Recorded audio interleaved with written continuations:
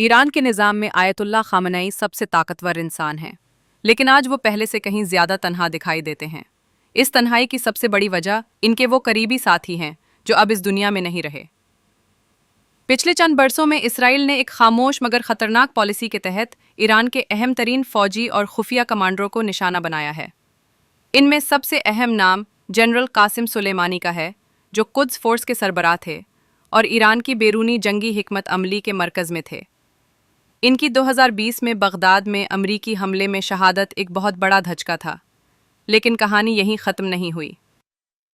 उसके बाद एक एक करके वो कमांडर और मुशीर मारे गए जो खामेनेई के एतमाद और इनकलाबी निज़ाम के असल मुहाफ़िज़ थे।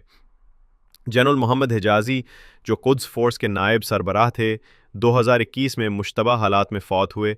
उन्हें लबनान में हिज़्बुल्लाह के ईरानी नेटवर्क का बड़ा मेमार समझा जाता था। जनरल हसन सैयद खुदाई, जो पासदारान के गैर मुल्की ऑपरेशंस के माहिर थे, 2022 में तेहरान में दिन दिहाड़े कत्ल कर दिए गए। उनके बाद जनरल दाऊद जाफरी को शाम में बम धमाके से मारा गया।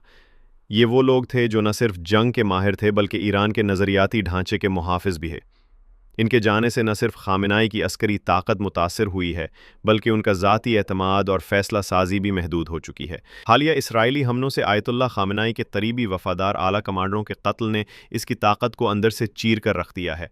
जून 2025 के दौरान इंतहाई होशियारी के साथ चुने गए हमलों में जिन अफराद को निशाना बनाया गया उनमें ख़ास तौर पर शामिल हैं जनरल हुसैन सलामी, IRGC के सरबराह जनरल मोहम्मद बाकरी, ईरानी मुसल्लह अफवाज के chief of staff general Gholam Ali Rashid, ख़तमुल अनबिया के मरकज़ी commander Amir Ali Hajizadeh, IRGC aerospace force के सरबराह मेजर जनरल अली शादमानी, जो चंद दिन पहले जंगी चीफ ऑफ स्टाफ बने थे, ब्रिगेडियर जनरल ग़ुलाम रज़ा मुहराबी, जो जनरल स्टाफ के इंटेलिजेंस के नायब सरबराह थे, brigadier general Hassan Mohaghegh, IRGC intelligence के नायब सरबराह, और उनके सरबराह मोहम्मद काज़मी।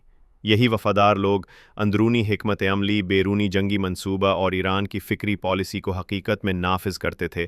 अब रियासत में तो ताकत है, मगर वो वफ़ादार, दलेर और तजुर्बाकार लोग ख़त्म हो चुके हैं। खामेनेई की तन्हाई बज़ाहिर छुपी हुई है, लेकिन लोग अब बाकी नहीं हैं कि अरबों और नाम नहाद इस्लामी दुनिया के 57 ममालिक के मौजूदगी में तन्हा इसराइल और मगरिब से लड़ने वाले ईरान की कमान संभाल सकें। जब हुक्मरान के वफ़ादार साथी एक एक करके ख़त्म होने लगे तो इख्तियार तो रहता है, मगर अंदर से निज़ाम खोखला होने लगता है। आज खामेनेई के गिर्द वही लोग हैं जो बज़ाहिर वफ़ादार हैं, लेकिन उनमें ज़्यादातर या तो दिफाई सोच के हामिल हैं या इक़्तिदार से फ़ायदा उठाने वाले। वो नज़रियाती शिद्दत, वो अमलियत और वो ख़तरा मोल लेने का जज्बा जो कासिम सुलेमानी जैसे कमांडरों में था, अब दिखाई नहीं देता। आज खामेनेई अकेले तो नहीं, लेकिन उनके वो इनकलाबी हमसफ़र अब बहुत कम रह गए हैं।